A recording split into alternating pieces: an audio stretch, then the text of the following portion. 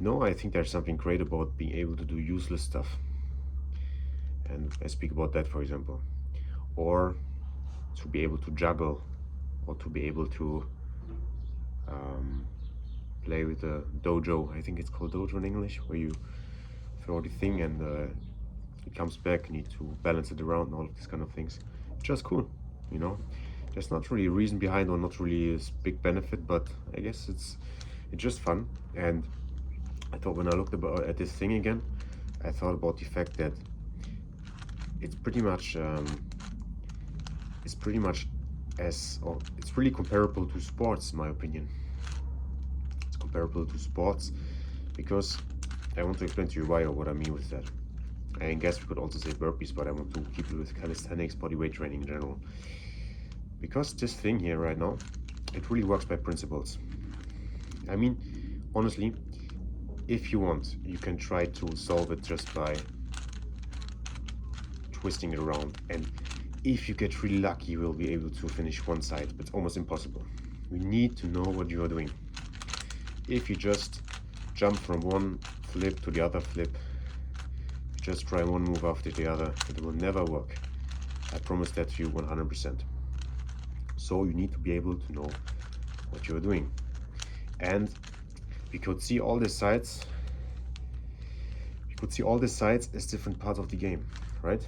So we have one side, which could be the aspect sport. The other one, we have aspect lifestyle, and maybe, let's call it lifestyle. The other part would be principles and maybe nutrition. So for example, lifestyle, how much do you sleep? Sports, how serious you take your discipline, how serious you take what you want to do.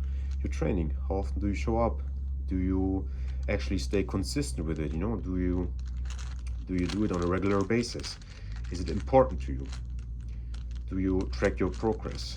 Do you think about which kind of routines you are doing? Because let's be honest, if you're going to the gym, for example, lifting can be boring as hell. I experienced it as well when I went to the gym. How boring it was. Oh my god. So you need to have some kind of level of intensity to it. That could be with burpees, with calisthenics, with bodyweight training, with running, and it could as well be, for example, with gym training. It doesn't really matter, but you need to have some kind of intensity to it. And I think that is really important. And then we have the other side of the coin, which is, for example, lifestyle. So the question is, how much do you sleep? How much do you actually sleep? How much attention do you pay to the quality of your sleep? And do you get enough of that to recover, for example? Do you drink alcohol, for example? Is it one principle of yours that you don't drink alcohol, by the way? And with principles, or with the side which I call principles, I don't think you need to have 58 of those, but you need to have a few which are important to you. It doesn't really matter how many you have, but it's more about the quality of them, in my opinion.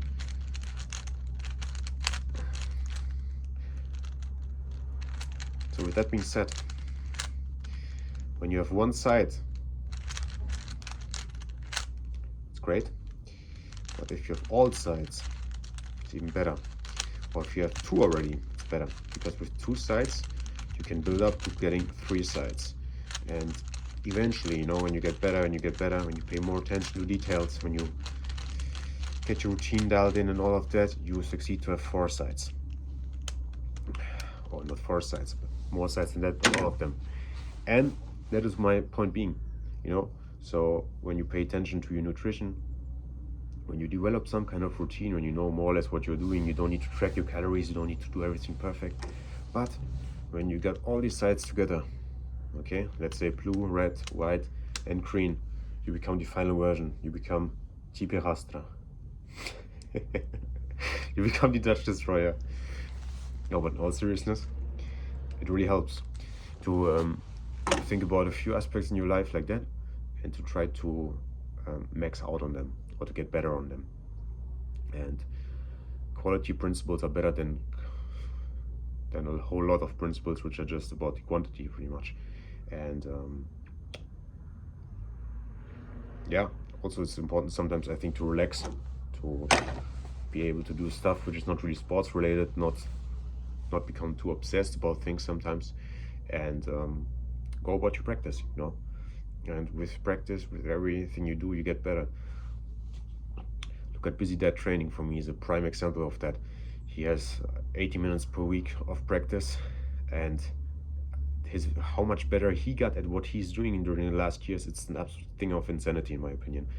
And it's so simple, it's so pragmatical, you know, how he goes about it. But the consistency of this man, for me, it's almost unmatched. So this is for me a perfect example, just to mention one person.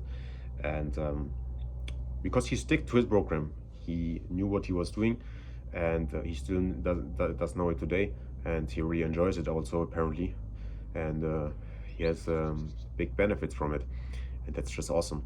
And you need to find something like that, you know. It could be whatever kind of training, it doesn't really matter, and it could also be whatever kind of interest. I think it doesn't always need to be about sports. I think if you, for example, want to get into literature, it's just cool to pick up one book and you just get started. And if you want to practice new language, you just maybe get a random book, and it doesn't need to be the perfect book, and just go for it and try to learn something from it. Or you can even download an app. If you're serious about it, you can start there and you go from there. So there are multiple ways to do something. That being said, the video was a bit unprepared, but I wanted to do spontaneous talk. And now, or the next video will also be again a training video, promised, not only me speaking. With that being said, thank you so much for watching. I really appreciate all people who are subscribed, who are clicking, who are liking the videos, and who take something from it. Thank you very much, and I hope to see you soon. Peace.